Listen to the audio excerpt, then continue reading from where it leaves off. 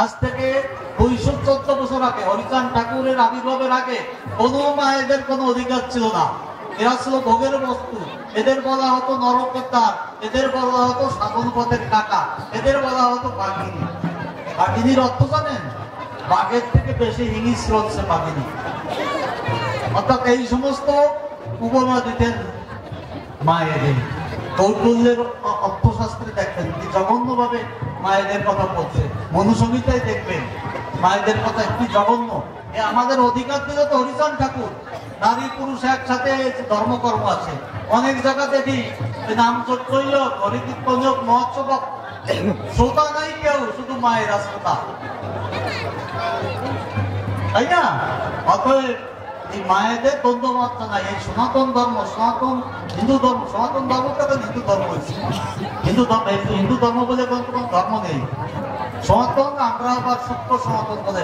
ওই সনাতনের ভিতরে যে ভেজাল ভেজাল ছিল, হিন্দু ধর্ম তো পুরো ভেজাল। এইগুলো সংশোধন করে যে শিক্ষা, সেইটাই মধ্য ধর্ম, যেটা তারক ঘোষের ভাষায় সূক্ষ্ম সনাতন ধর্ম করা হয়। তাই আজকে এই ধর্মটা হরিচাঁদ ঠাকুরের মতপথেই ধরে রাখছে মায়েরা। সেই মায়েদের আমি আবার প্রণাম জানাই। আপনাদের ঘরের ছেলেদের আপনারা সুশিক্ষায় শিক্ষিত করবেন। ঠাকুর পুজো করার সময় ছোট ছোট ছেলেদের সাথে নিয়ে পুজো করবেন, তাদের প্রণাম করা শিখবেন। তারা যেন ছোটবেলার থেকে মা বাবাকে প্রণাম করে। তারা যেন ধর্মীয় ভাবটা যত বড় শিক্ষিত হবে তত যেন ধর্ম বিরু হয়। কিন্তু আমাদের হিন্দুদের ভিতর এই জিনিসটা নেই। আমরা যত বেশি শিক্ষিত, আমরা আর ভুল হইতে চাই না। বড় ধরে একটা খাড়া নমস্কার করি, খাড়া নমস্কার বলে এই, কিন্তু আমরা ভুল হই না। প্রণাম করা আমাদের অভ্যেস নেই। প্রণাম করা শিখেবেন। শ্রদ্ধাবাদী তাদের জন্য আমরা শ্রদ্ধা করি। আমরা আর একটা জিনিস, আমার ঠাকুর হচ্ছে আমাদের উপাস্য, উপাস্য। কিন্তু আমরা ইদানিং সংস্কারের নাম করে যে বিভিন্ন দেব দেবী বা অন্যান্য মহাপুরুষকে আমরা নিন্দা করি, এই নিন্দা না করি। আর আমাদের প্রণম্য, আমার গুরুদেব, আমার স্কুলের শিক্ষকরাও তো প্রণম্য, একটা নমস্কার দেয়, শ্রদ্ধা জানাই। তদ্রুপ কোন দেব দেবী বা মহাপুরুষ, তাদের আমি শ্রদ্ধা জানাবো, একটা নমস্কার দিলাম, তাতে তো আমার কোনো সমস্যা নেই। কিন্তু আমার উপাস্য তো হরিগুরু স্থান, তার উপরে কারণ স্থান নেই।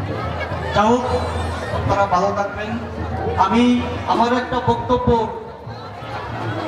একটা বক্তব্যতে শ্রীপাদ জয়পুরের পরীক্ষিত গোসাই নাকি অসন্তুষ্ট হয়েছে।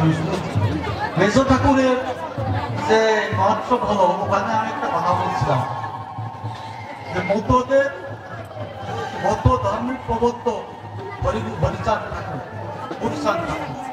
অতএব হরিচাঁদ ঠাকুর যে ধনী, অন্তত শান্তি হরি পিতার্থে অথবা প্রীতে হরি ধন্যবাদ। গুরুচাঁদ সত্যভামা পিতার্থে বা প্রীতে হরি ধন্যবাদ।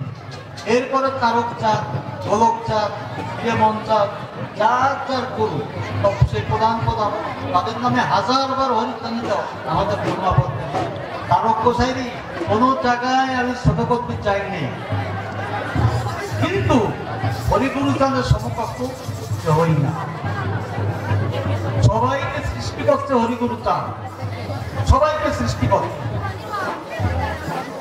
যদি একের পিঠে যত শূন্য দেবেন, একের মূল্য তত পারে। এক যদি না থাকে, জিরোর কোনো মূল্য আছে? এই নমসূত্র চাঁদ, হরিচাঁদ ঠাকুর আসার আগে কোনো সাধু ছিল, কোনো মহাপুরুষ ছিল, কোনো গোসাই ছিল, কোনো মহাত্মা ছিল? এদের কিনায় দীক্ষা দিত না তৎকালীন সাধুরা, উচ্চপন্থের সাধুরা দীক্ষা দিত না।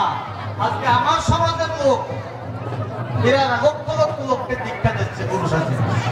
অর্থাৎ এই কৃপা হচ্ছে হরিগুরু চাঁদের কৃপায় এরাই সাধু হয়েছে, এরাই মহাপুরুষ হয়েছে, অর্থাৎ ঠাকুরের আশীর্বাদ। এই কারণে হরিগুরু চাঁদকে যত সম্মান দিবেন, তত ভক্তি করবেন, আপনারা তত ভক্তি সম্মান পাবেন, তত আপনারা ভক্তি পাবেন শিষ্যদের। তাহলে সবাইকে আমি আবার শ্রদ্ধা জানাই, আমার প্রণাম জানিয়ে আমার বক্তব্য শেষ করছি। জয় হরিচাঁদ, জয় হরিচাঁদ, হরিচাঁদ।